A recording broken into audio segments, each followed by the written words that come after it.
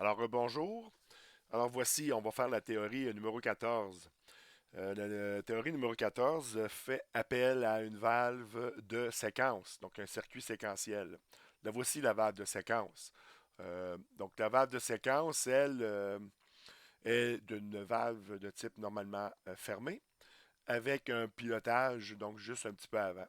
Donc, vous remarquerez ici là, qu'on a un facteur de sécurité de 50. Donc, c'est quand même intéressant à ce niveau-là là, d'avoir cette information-là. Bon, on a deux vérins, 7 tonnes, 8 tonnes. Et on veut s'assurer que A, donc le vérin A, sorte avant le B.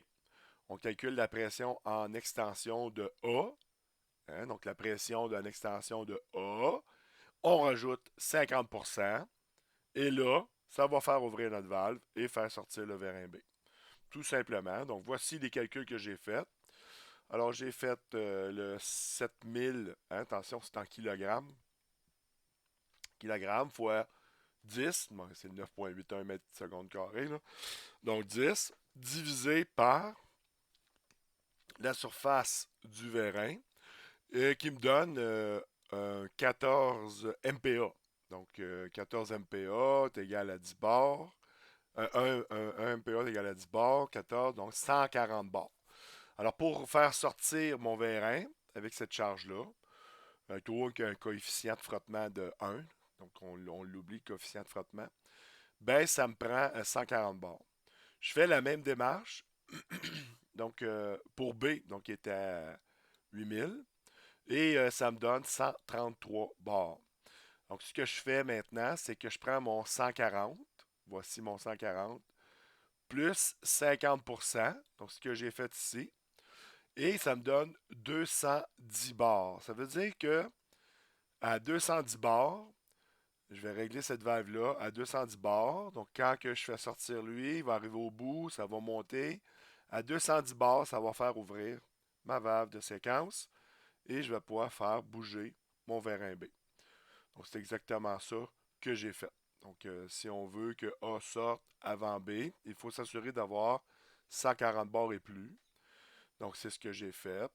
Pour cela que nous avons rajouté 150, 50% de plus. Voilà. Pour la rétraction maintenant, donc pour ramener le vérin, ben, j'ai fait la même démarche avec, bien sûr, les surfaces associées. Donc j'ai commencé par A.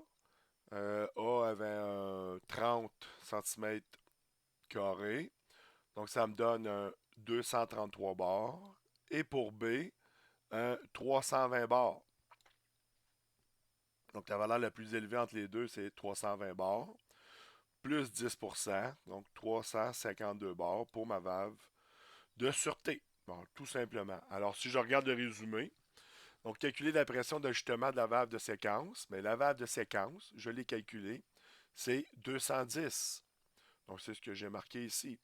Calculer la pression de tarage de la valve de sûreté, mais au maximum, on va l'ajuster à 352.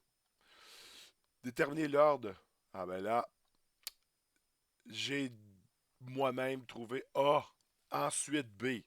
Mais c'est à vous de deviner pourquoi. Je vais y revenir plus tard. Alors, quand ça sort, j'ai 140 en P1. Donc, P1, P2, on se rappelle. Alors, 140, 210. J'ai marqué les petites lettres pour se retrouver dans les calculs. Quand on arrive au bout, ben, c'est au maximum pour les deux. Quand on arrive au bout ici, c'est au maximum pour un, zéro pour l'autre, parce qu'il n'y aura pas de pression rendue complètement en bas. Et on a bien sûr le retour qui se fait à 233 et à 320, hein, pour le retour du B. Donc c'est vraiment le résumé. Ici, la pression pour retombe après la valve de séquence, ben, c'est la pression qui retombe à 133. Donc pression nécessaire pour faire sortir le vérin B. Donc il faut faire attention. Donc regardez-le. Si vous avez des questions, vous pouvez poser vos questions sur le forum. Il y a peut-être d'autres personnes qui peuvent vous répondre autrement aussi. Moi aussi, je peux vous répondre, bien sûr. Et ben, vous avez le fameux devoir 14 à faire et à remettre. Donc, vous allez tout avoir ça dans le module sous peu. Voilà. Merci. Bye. En passant, je vais revenir hein, pour cette question-là. Donc, ça va être peut-être une petite question de quiz. Donc, essayez de trouver pourquoi le vérin A, ensuite le vérin B. À la prochaine.